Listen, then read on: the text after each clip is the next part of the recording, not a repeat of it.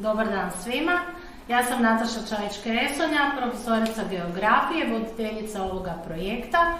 Uz mene na projektu su sudjelovali i kolegica glazbene kulture Tena Čačić, kolega informatičar Krešo Urek i naš školski knjižničar Ivan Klasnić. Svima ovim puta zahvaljujem. Mi smo mali geografi osnovne škole Josipa Zorića iz Dugog Sela. Uključili smo se u međunarodni projekt Čarobna mreža prijateljstva. Kroz 9 tjedana napravili smo 6 projekta koje ćemo vam sada pokazati. U prvom zadatku trebali smo napraviti plakat ili PowerPoint prezentaciju o odabranoj državi. Mi smo odabrali Bugarsku. Istražili smo geografske karakteristike Bugarske o stanovništvu i jeziku. Drugi zadatak je bio istražiti nacionalnu kuhinju Bugarske i glazbenu kulturu Bugarske. Moja baka Mada pomogla nam napraviti bugarsku baklavu, a i naša profesorica i njena kćer napravili su kolač cigančica. Kolači su bili jako fini i brzo smo ih pojeli u školi.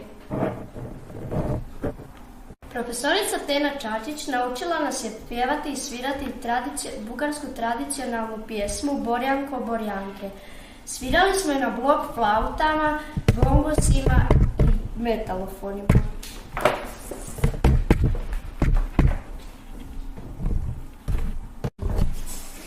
Treći zadatak bilo je napraviti knjigu čarobnih riječi na različitim jezicima. To su bile riječi zdravo, hvala, molim, oprosti, izvoli, doviđenja i volim te. Knjige smo napravili na jezicima norveškom, španjolskom, turskom i bugarskom.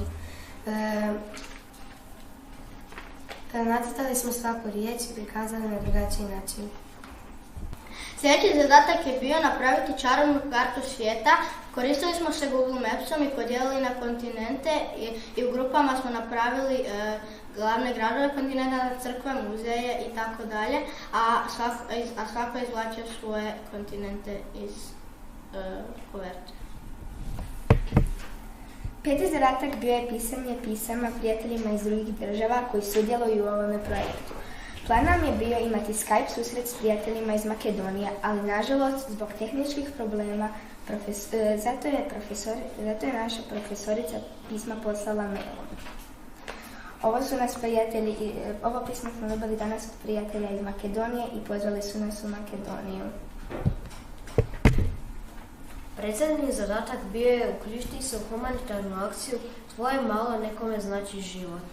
Imali smo zadatak napraviti slatke jastučiće, to su bili papirnati jastučići na kojima je bila država, zastava i unutra smo napunili njih sa slatkišima. Zadnji zadatak je ovaj film koji ćemo pokazati na YouTube kanalu šta smo radili tijekom ovog projekta. Svima iz projekta veliki pozdrav iz Dugog Sela!